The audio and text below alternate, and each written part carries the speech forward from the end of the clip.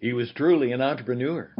And he challenged us with a simple phrase that not only had the power of clarity, but it had a bit of conviction and significant truth in it. He asked us, what do you want? Success, or do you want significance? Success or significance? Well, what does that mean? And what does it mean for you and for me? And particularly as a Christian entrepreneur, how will it affect the way we live, the way we do business, and the way we seek the purposes of God Himself? Hey, that's coming up on some deep learning on today's program of the Christian Entrepreneur Network, the Jesus Entrepreneur. Join with me. I'm Stan Houston right now, and we're in for some significant learning.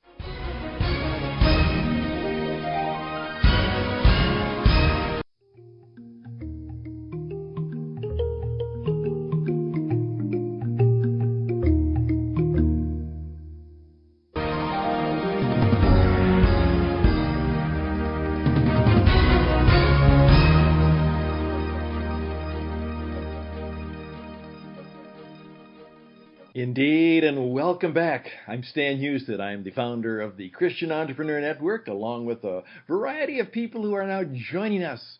We are launching TCENglobal.org, TCENglobal.org.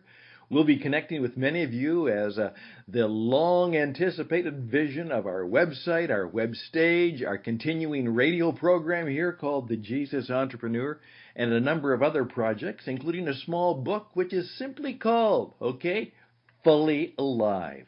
Fully Alive, and it is the prayer and the 7 power principles for life and business for the Christian entrepreneur, and all of those things are upon us, coming to us. And I can't think of a better person to help us begin that kind of thing this day. And that is from a book that really shook many people up, particularly those who were involved in Christian work and business and trying to make those things happen. And as a result, a man named Bob Buford, truly an entrepreneur, came on the scene. And he simply said, halftime might be a significant time in your life, for the second half of your life, and to see if perhaps you can go from success, which you may have achieved, to what you really need to believe and achieve, and that is significance. And so that becomes and became a part of what we need to learn more about today. Well, that wonderful gentleman, Bob Buford, has met his reward, and he has passed on, and the work that he started, called Halftime, is now in new and leading hands. And I took some time to call up the gentleman who is now giving leadership to that organization, and I'm just going to go into what we oftentimes call a little deep learning, and you can hear the conversation as Dean will tell us more about what it might mean to go from success to significance, and perhaps for you in your life and business, it's halftime. Let's see what that's all about.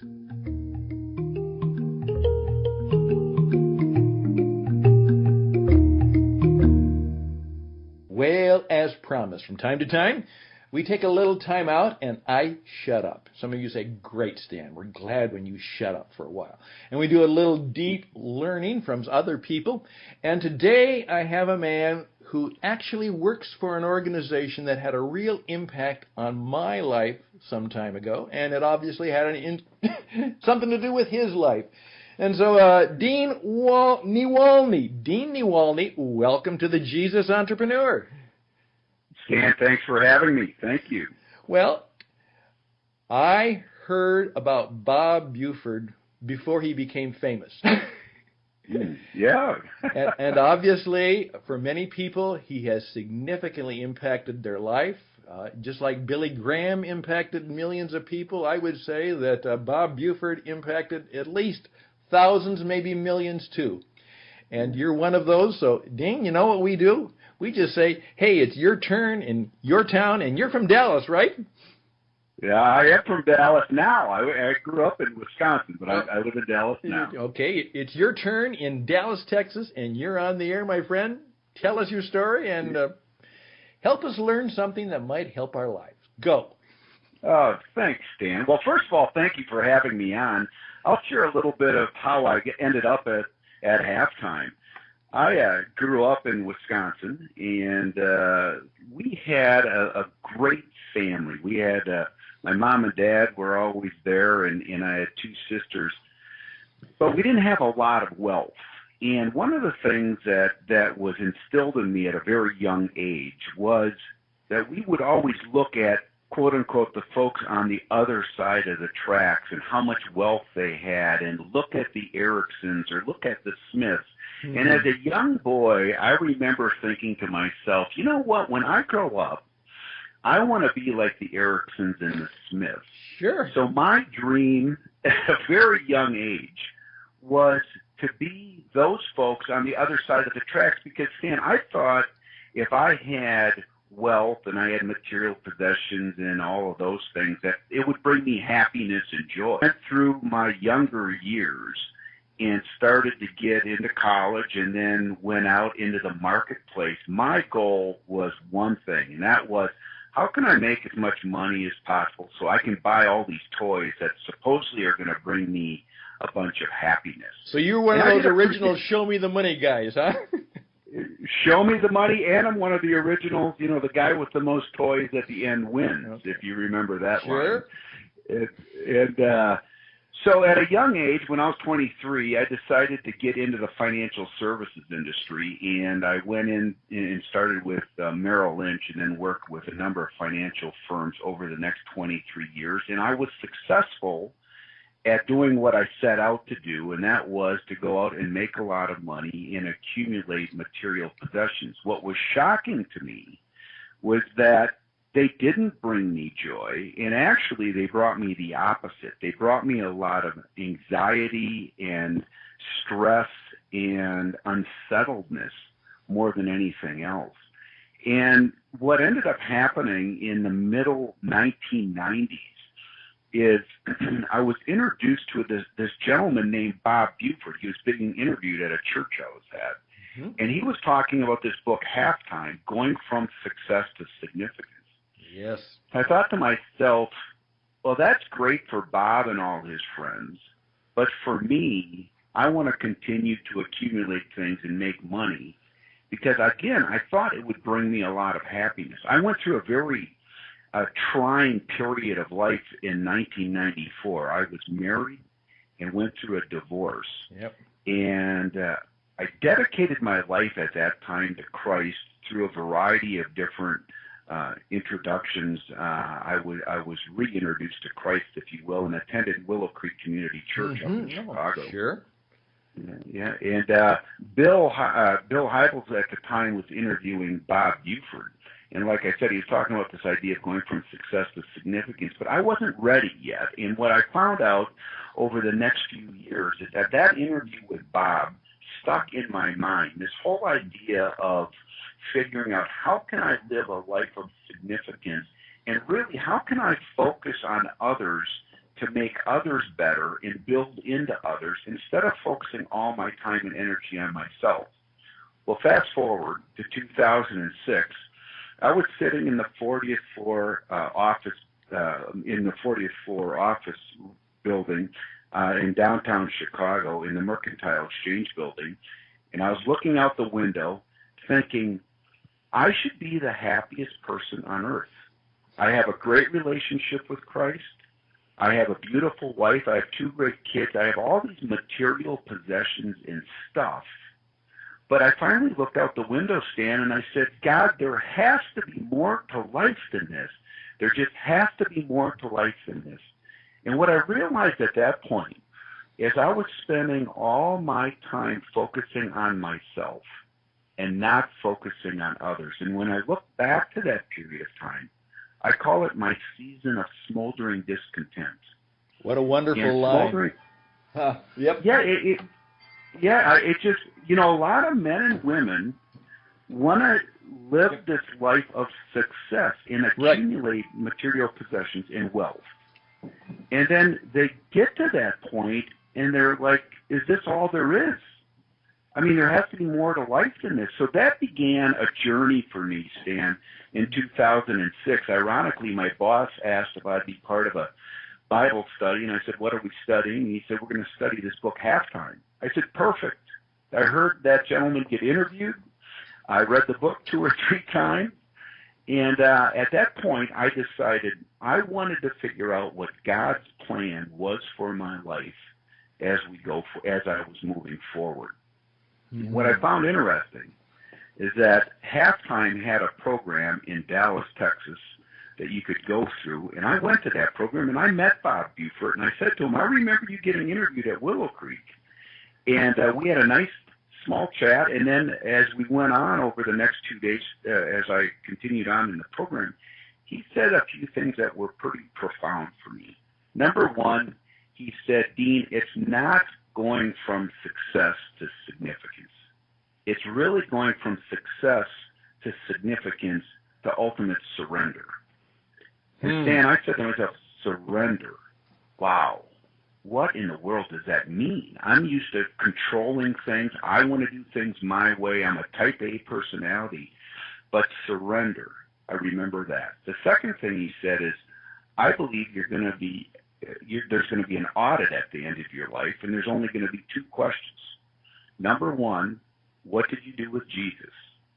And I felt really good about that.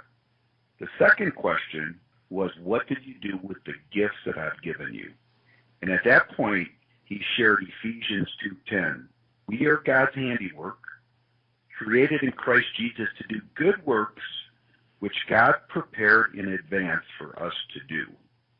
And it hit me like a ton of bricks. I thought to myself, I'm good with Jesus, but I'm not using my gifts or abilities or talents for anyone other than myself. It's all about me and focusing on myself. So that began a journey for me. And through a variety of different interviews and conversations, I ended up becoming the CEO of the Halftime Institute down in Dallas in 2010. But it began with looking out the window in 2006 and just saying, God, there has to be more to life than this. And then after that, I started spending time in what I now understand to be surrender. And that was, I did a lot of solitude time. And I listened to my personal board of directors, folks that loved me and cared about me, and Stan, through a variety of different conversations. Like I said earlier, I ended up, moving down here to Dallas and becoming the CEO of the Halftime Institute in 2010. Well, that's a fascinating story, and I think a lot of people as a business performance coach, I have found, the kinds of people. I remember part of my own life one time, I had to make a little change in the kind of coaching I did, because God kind of said to me, in terms of my own coaching, he said, Stan, when it's finally done, are you going to say to me, hey, I made a bunch of blanks rich, Yeah. And I said, God, no, that's not what I want to do. I mean, and because I'd helped a lot of people do quite well. I mean, there are people who are more successful than I am, and they say I helped them. But, that is the question, is when he finally says, I've given you gifts, did you use it to make somebody else rich or make somebody else money? I couldn't honestly say that I want to do that. Yeah. And it's interesting, Stan, if I can just add to that many folks who go through the Halftime program think that you have to leave the marketplace and go into the ministry or the nonprofit world, and that making money is bad and being successful is bad. That's not true. Okay, now you've hit the point. That's where we need some real wisdom, because that's true. I gotta quit being a financial advisor. I gotta quit being an entrepreneur. I gotta sell my business, and now I gotta become a poor missionary. And you're trying to tell them that may not be so. Tell us more. Yeah, most people, like I said, do read the book or go through the program and think I have to make this major life change. And oh, by the way, if I go through this program or if I make a change, I'm going to end up in Africa. Well, the reality is that very rarely happens. And 60% of men and women that go through the halftime program actually stay exactly where they're at. But their ministry may be right in front of them. We help men and women identify margin around their time, talent, and treasure, and then go and serve in the areas that they're passionate about. But in many cases, their ministry is right in front of them. And I'll give you a quick story. There was a gentleman from a large financial services firm that came to our program, and he was one of the most miserable people I've ever encountered coming through our program. And I finally said to him, "Why are you so unhappy?" And he said, "Dean, I've been in the hospital. I've been there for one reason, and that is I thought that I had to give up everything that I loved, my successful job, making money, serving my clients, and become like Mother Teresa and go and serve the poor and have nothing." And he said, "I was so miserable that I was clinically depressed and ended up in a hospital." And I said, "Who told you you had to do that?" He said, "I just thought you had to give up everything that you loved." I said, "Absolutely not." I said, "If God gives you the gifts and the skills and the ability to make money, that's fantastic. People need money. Nonprofits need money. A lot of people need money. So making money is not necessarily wrong. It's your heart and what are you doing with that money." So this idea of leaving what you love and being successful and having to give all that up just is not accurate. You don't have to do that. But there might be a small course correction. Now, the guy I just mentioned to you that ended up in the hospital, he ended up going back into the financial services world and now serves 1,500 clients through another organization that he joined, and he uses Kingdom Advisors, spiritual principles of investing, to help his clients have a successful financial future. And that is his ministry. That's his clientele. That's his ministry. So you don't have to leave what you love and go and do something dramatic in most cases. Well, I'm glad that you say that again. And oftentimes I say you have to say it 7 times so we hear it again. But I would really also add to that, and this really adds to you, is I was talking to a younger person. We run the Christian Entrepreneur Network, and we're talking to encourage these young people to, really get involved in the marketplace. That could be one of those cultural domains. The non-religious, oftentimes the non-religious people have taken over all kinds of things from entertainment and education. But the marketplace, we still have a fighting chance at. And this young man said to me, he said, "Stan, most of the kids, people I know, they don't go to church anymore. They don't have to, so they don't go to church anymore." He said, "They just don't." And he said, "They really aren't involved in Christian things, so they don't really run into Christians." But then he said, "But you know what? They all have to be in the marketplace. And that's where we're going to connect with them." And he's right. Yeah, he is absolutely right. I remember when I accepted Christ in 1995. I was in the financial services world at the time. And I thought the natural progression after accepting Christ was that I had to leave the marketplace and go into the ministry or nonprofit world. And I'll remember the pastor's message that pretty much right after I was thinking through that, he said, "If everyone leaves the marketplace and goes into the ministry, who will be a light in this dark world?" And there is such a need in the marketplace for Christian men and women to serve and be salt and light in the marketplace. It's critical that people stay there, and if God's calling them to do that, of course. So, yeah, I wanted to just share something else, Stan, that I have found interesting or was very helpful for me. And as people are listening to this, I always share with them 3 questions. And the first question I ask when someone comes to me is cost accounting. And the reason I mention cost accounting to someone is because they understand, the business vernacular. But I always ask the person, what is all your winning costing you? It's costing you something. Is it costing you your relationship with your spouse? Is it costing you your relationship with your kids? Is it costing you your health? Is it costing you your faith? What is all your winning costing you? And for me, it was costing me my relationship with my spouse and with my kids. Number 2 has to do with asset protection, and that it goes this way. What do you have that is priceless? And what are you doing to protect it? What do you have that's priceless, and what are you doing to protect it? For instance, I have a marriage that's priceless, and I have children that are priceless, and I have a faith that's priceless. And what I do every year is I make sure that I make those 3 things a priority. And at the beginning of the year, date night with my wife and my son's football game and my daughter's dance recitals are put on my calendar before anything else. It's what's priceless. And the third question that I often ask has to do with metrics, and that is, if you were living the perfect life 2 years from now, what would that life look like? Not what would you be doing, but what would that life look like?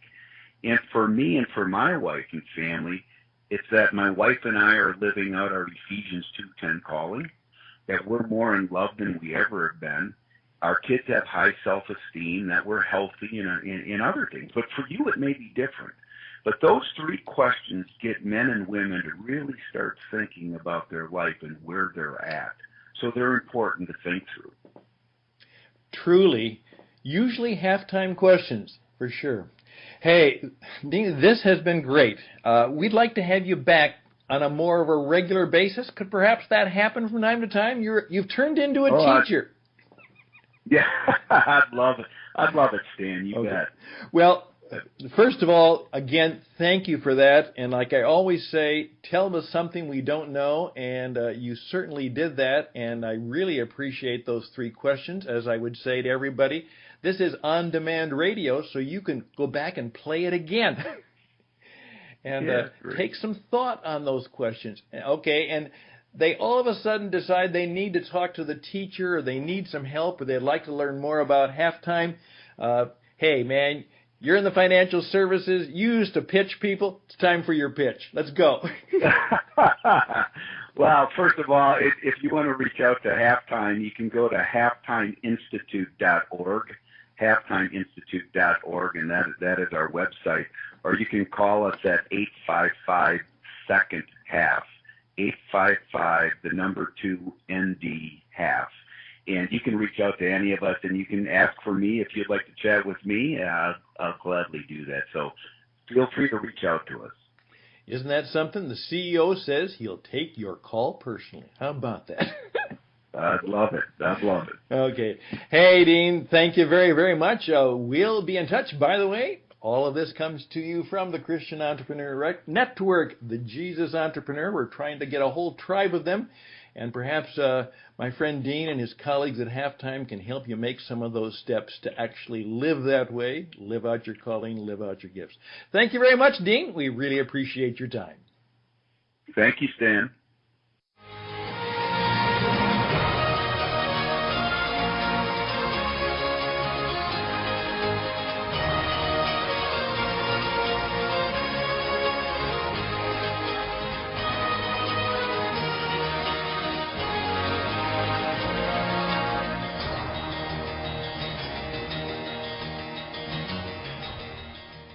And there you go. As I oftentimes say, you learn more here by accident than most places by design.